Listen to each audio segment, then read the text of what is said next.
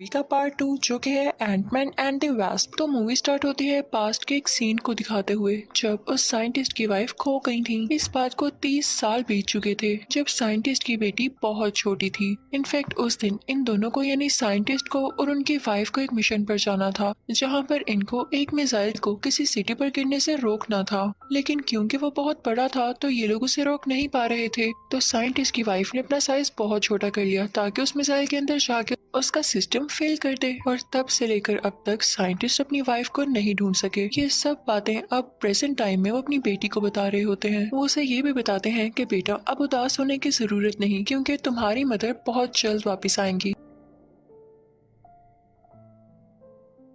वो उसे स्कॉट की एग्जाम्पल देने लगते हैं कि स्कॉट भी इसी तरह उस जगह में चला गया था लेकिन समहाउ वो वहाँ से बाहर निकल आया। इसका मतलब तुम्हारी माँ भी वहाँ से वापस आ सकती है। अब वो साइंटिस्ट अपनी बेटी से कहता है कि 30 साल हो चुके हैं, लगता है तुम्हारी मदर को ठीक से समझ नहीं आ रहा कि उस कैप्सूल को यूज कैसे करना है। तो हम एक ऐसी मशीन बनाएंगे जिससे बिना छोटे हुए हम उस जगह जा सकेंगे। अब सीन शिफ्ट होता है स्कॉट पर जो कि अपनी बेटी के साथ बहुत खुश था और उसी के साथ रहा करता था। पुलिस ने उसे कहा था कि जैसे कि अब तुम्हारे पास एंटमैन के स्किल्स हैं तो तुम इसे पब्लिक के सामने नहीं लाओगे। अब एक दिन स्कॉट अपनी बेटी के साथ खेल रहा होता है कि अचानक से उसका पाँव घर से बाहर आ जाता है। ट्रैकिंग सिस्टम से इस बात की खबर पुलिस को होती है तो वो उसके घर आते हैं। उनके साथ FBI एजेंट्स भी होते हैं जो कि स्कॉट से कहते हैं कि तुम बाहर तो नहीं निकले।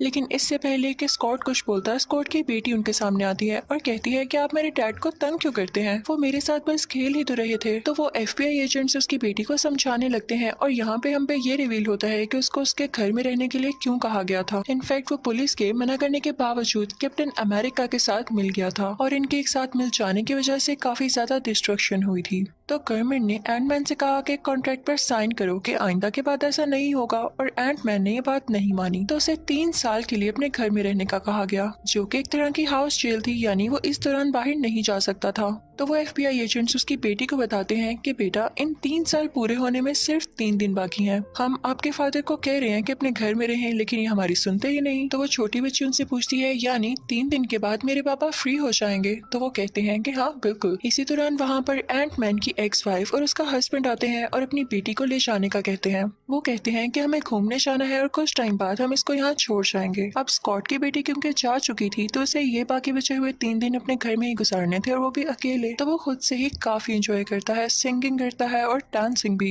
एक दिन बात लेते हुए स्कॉट की आंख लग जाती है और उसे ये दिखाई देता है कि वो एक औरत के रूप में है और वो औरत कोई और नहीं बल्कि साइंटिस्ट की बीवी थी जो कि कई सालों से खो चुकी थी। जब स्कॉट की आंख खुलती है तो वो काफी परेशान होता है और साइंटिस्ट को कॉल करके ये बात बताता है और फिर स्कॉट सो जाता है। लेकिन जब उसकी आंख खुलती है तो वो उसी साइंटिस्ट की बेटी के साथ होता है। वो उससे कहता है कि तुम मुझे कहाँ लेकर जा रही हो, तुम नहीं जानती कि मैं हाउस अरेस्ट पर हूँ। तो वो लड़की कहती है कि तुम इसकी फिक्र नहीं करो, मैंने ऑलरेडी वहाँ पर किसी को छोड़ दिया है जो कि बिल्कुल तुम्हारे जैसी हरकतें कर रहा है और FBI एजेंट्स को बिल्कुल भी शक नहीं होगा कि तुम मेरे साथ हो। हम दोनों को किसी मिशन पर जाना है। वो स्कॉट को सीधा अपने फादर के लैब में ले आती है तो साइंटिस्ट स्कॉट को बताते हैं कि मैं वहाँ पर जाने के लिए मशीन बना रहा हूँ जहाँ मेरी वाइफ कैद है। लेकिन कुछ टाइम चलने के बाद इसके सिस्टम में एरर आ गया और साथ ही मुझे तुम्हारी कॉल आई कि तुमने मेरी वाइफ को देखा है। इसका मतलब कि हमें एक साइन मिला है कि मेरी वाइफ अभी भी जिंदा है और हम उसे बचा सकते हैं। और मैंने यहाँ पर तुम्हें इसलिए बुलाया है ताकि तुम मुझे बता सको कि उस जगह के अंदर एग्जैक्ट है क्या, क्योंकि तुम वहाँ से बाहर आ सके हो। अब वो सब मिलके उस मशीन को स्टार्ट करने की कोशिश करते हैं लेकिन उसमें बार बार एरर आ रहा था और वो स्टार्ट ही नहीं हो रही थी। तो थोड़ा बहुत चेक करने के बाद उन लोगों को पता चलता है कि इस मशीन को चलाने के लिए किसी कंट्रोलर की जरूरत है। अब वो कंट्रोलर जिस आदमी के पास होता है वो लोग उससे मिलने के लिए चाहते हैं। अब वो आदमी साइंटिस्ट की बेटी से कहता है कि एक शर्त पे मैं तुम्हें वो कंट्रोलर दूंगा, तुम्हें इस सब काम के बाद अपनी लैब मुझे बेचनी होगी।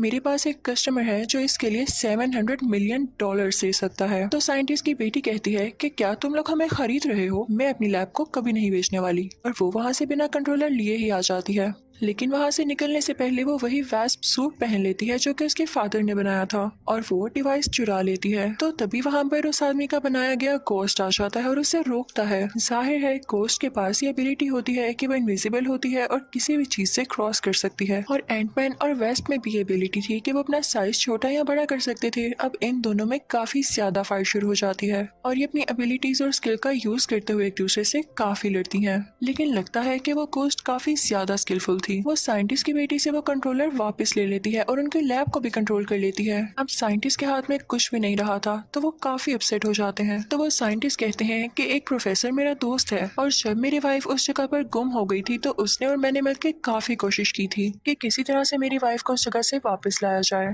हो सकता है कि अब वो मेरी हेल्प दोबारा कर दे।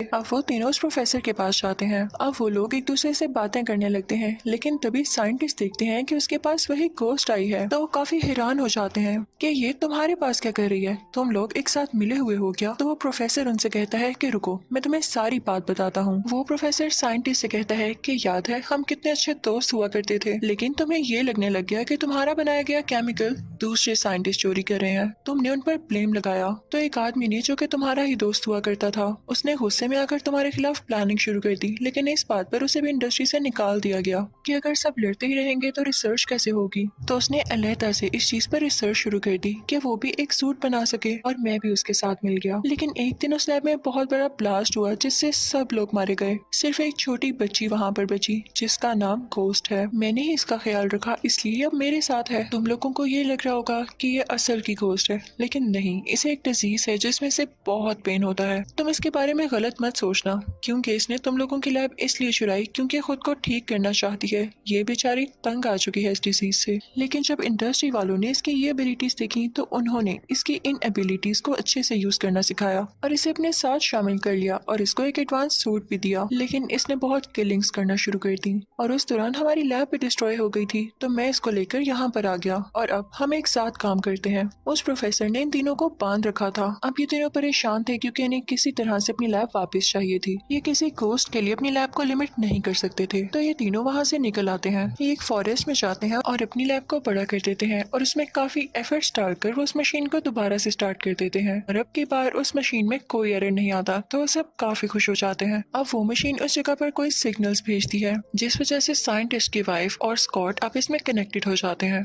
जिन एरर्स की वजह से साइंटिस्ट की वाइफ इस दुनिया में नहीं आ पा रही थी, स्कॉट उन सब एरर्स को सॉल्व कर देता है। लेकिन तभी कोई पुलिस को ये न्यूज दे देता है कि ये लोग अजीब एक्सपेरिमेंट्स कर रहे हैं। पुलिस भी उन इंडस्ट्री वाले लोगों के साथ मिली हुई थी और उनको उन साइंटिस्ट की लोकेशन भी दे दी जाती है। तो वो सब मिलकर उधर फॉरेस्ट में आते हैं और साइंटिस्ट को और उसकी बेटी को अरेस्ट कर लेते हैं। उस दौरान स्कॉट अपने घर गया था, लेकिन वो भी वहाँ पर आ जाता है और उन दोनों को बचा लेता है। वहाँ पर वो गोस्ट भी आ चुकी थी जो उनसे लैब दोबारा छीन लेती है। लेकिन स्कॉट जो कि अब एंटमैन था उससे वो मशीन वापस लेता है और वो साइंटिस्ट उस मशीन में बैठकर उस जगह चले जाते हैं जहाँ पर उनकी वाइफ होती है। उधर जाते ही उनकी मशीन का और उनका साइज काफी छोटा हो चुका था। उधर वो अपनी वाइफ की लोकेशन का पता लगाने लगते हैं, लेकिन आसपास बहुत सारी चीजें मूव कर रही थी और ऐसा करना काफी डिफिकल्ट था। दूसरी तरफ वो गोस्ट भी उस लैब को लेकर भाग रही होती है क्योंकि उसके पास खुद को ठीक करने के लिए सिर्फ 1 या 2 हफ्ते बाकी थे।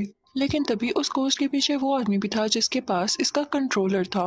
वो लैब को वहाँ से चुरा लेता है और एक शिप में ले जाता है। लेकिन एंटमैन यहाँ पर एक अच्छा काम करता है। वो अपना साइज काफी बड़ा कर लेता है और पानी में जंप लगा देता है। वो फौरन से शिप के पास जाता है और उस आदमी से अपनी लैब वापस ले लेता है। दूसरी तरफ हम साइंटिस्ट को भी देखते हैं जो कि अपनी वाइफ को बहुत टाइम से ढूंढ रहे होते हैं और फाइनली उन्हें अपनी वाइफ यहाँ मिल चुकी थी। साइंटिस्ट अपनी वाइफ को उस मशीन में बिठा लेते हैं और दूसरी तरफ स्कॉट और साइंटिस्ट की बेटी ने भी उस लैब को अपने पास ले लिया था। वो उस लैब का साइज बड़ा कर देते हैं और अब साइंटिस्ट और उनकी वाइफ वहाँ से बाहर आने वाले थे। जैसे ही वो बाहर आते हैं तो वहाँ पर गोस्ट भी होती है। साइंटिस्ट की वाइफ उसे देखती है तो कहती है, मैं समझ सकती हूँ कि तुम्हें ये डिजीज कितनी पेन दे रही है। वो उसका हाथ पकड़ती है और देखते ही देखते उस गोस्ट की डिजीज ठीक होने लगती है और वो दोबारा से एक नॉर्मल इंसान में बदल जाती है। यानी कि साइंटिस्ट की वाइफ के पास ये अच्छी एबिलिटी थी। लेकिन पुलिस अभी तक यहाँ पर थी और इन सबको पकड़ना चाहती थी। लेकिन स्कॉट को एक आइडिया आता है। वो अपना साइज मैक्सिमम कर लेता है और एक बिल्डिंग के आगे खड़ा हो जाता है और ऐसे एक्ट करता है जैसे वो सबको अपने पीछे छुपा रहा हो। तो पुलिस वहाँ ही लग जाती है और उनको टैकल करने की कोशिश करती है। लेकिन स्कॉट ने तो यहाँ पर एक ट्रिक यूज की थी और इसी दौरान बाकी लोग यानी साइंटिस्ट, उनकी वाइफ और उनकी बेटी वहाँ से भाग जाते हैं और फिर स्कॉट यानी एंटमैन भी अपना साइज काफी छोटा करके वहाँ से भाग आता है। स्कॉट जब अपने घर जाता है तो वो 3 दिन भी पूरे हो चुके थे। तो FBI एजेंट्स भी उसकी होम अरेस्ट खत्म कर देते हैं और अब वो फाइनली आजाद था। साइंटिस्ट और उनकी वाइफ भी एक साथ बहुत खुश थे और साइंटिस्ट की बेटी अब स्कॉट के साथ रहने लगी थी और उसने उसकी बेटी को भी एक्सेप्ट कर लिया था। यहाँ पर यह मूवी हैप्पीली एंड होती है। Thank you for watching. Good bye.